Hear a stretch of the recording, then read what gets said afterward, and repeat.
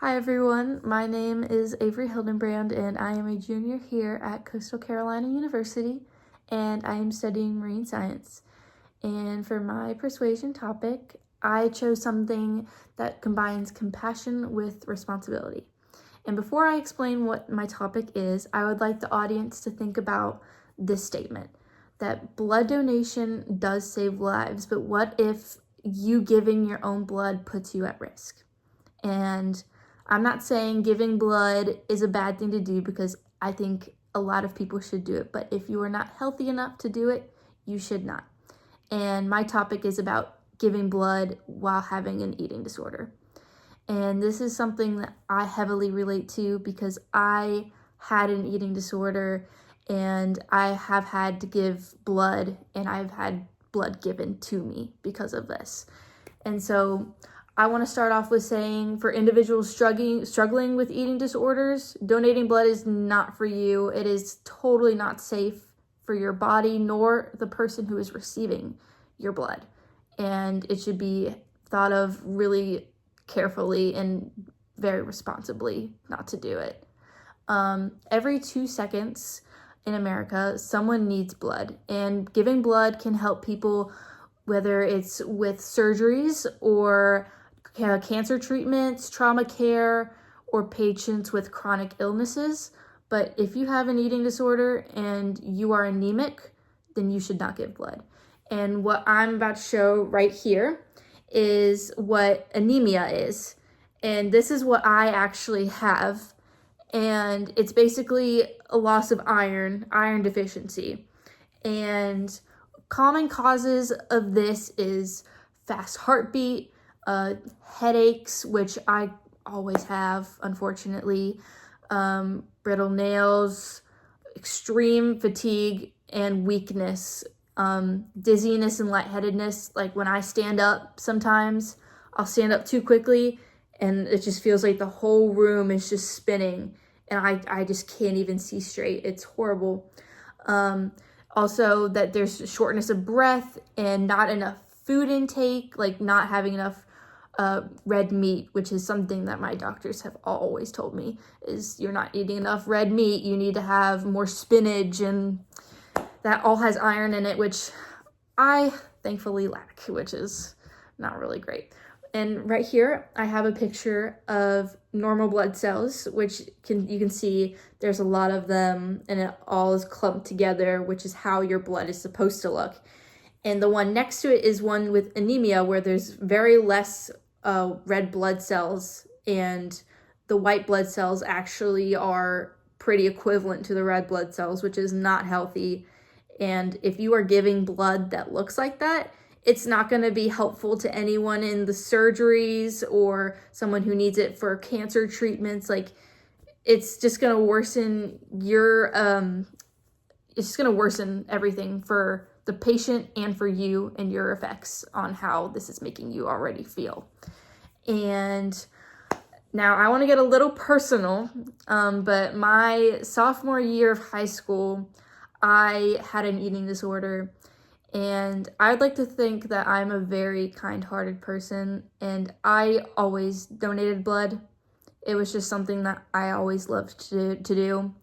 It was just a kind thing, and I thought that, if I donate my blood, it would be helping someone else. But turns out I was not helping anyone, and I was not even helping myself. And this is a picture of me in the hospital when I was anemic. And as you can see, I just look yellow and pale and not healthy. It was really bad. My iron was half of what it was supposed to be, which is not normal at all.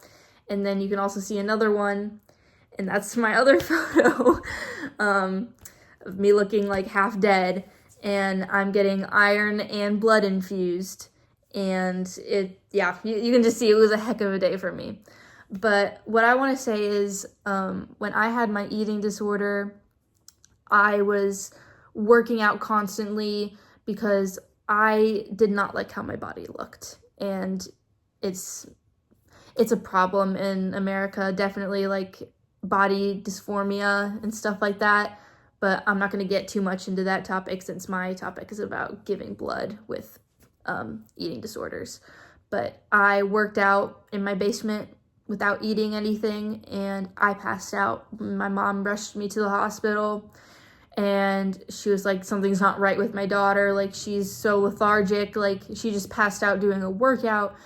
And the doctors took one blood sample. They just took one little blood sample, and they're like, yeah, your daughter's anemic. Her blood cells, like, they are all over the place. There's not enough of them. Like, she's not healthy. Like, she needs to get iron infused and blood infused.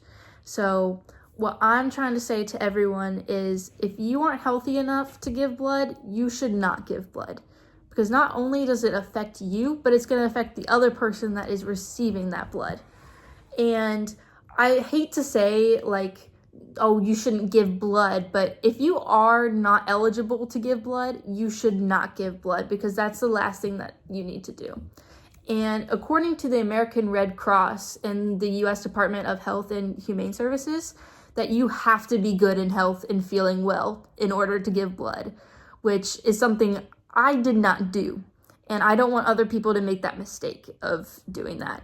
And you also have to have adequate iron levels, which I also did not have, and I still do not have. I cannot legally give blood even if I wanted to, because I'm iron deficient.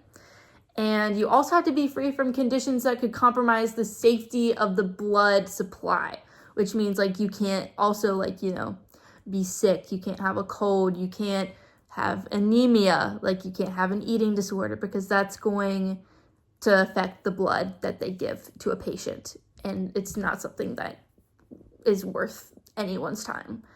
And it also can have a long-term impact on you as a person. Like for me, I've always struggled with eating, but it's something I'm still working on. But donating blood can delay recovery for people who have eating disorders, and it's just going to make it so much harder for you. And protecting oneself is just as important as protecting others. So I think if you have an eating disorder and you are giving blood, you should not do that, because it's really not worth the pain that you're going through, and it's not worth giving it to other people. It really isn't. But there are many volunteers, like at blood drives for people that can, and I really hope that people do give blood that are healthy, because people really do need blood. Like, I still need blood every like 6 months, and I have to get iron infusions. Like, it's really important to donate, but if you are not healthy and you have an eating disorder while giving blood, it's just going to make things worse for you and the other person. So I really hope that this speech caught the attention of some people, and I hope everyone has a great night.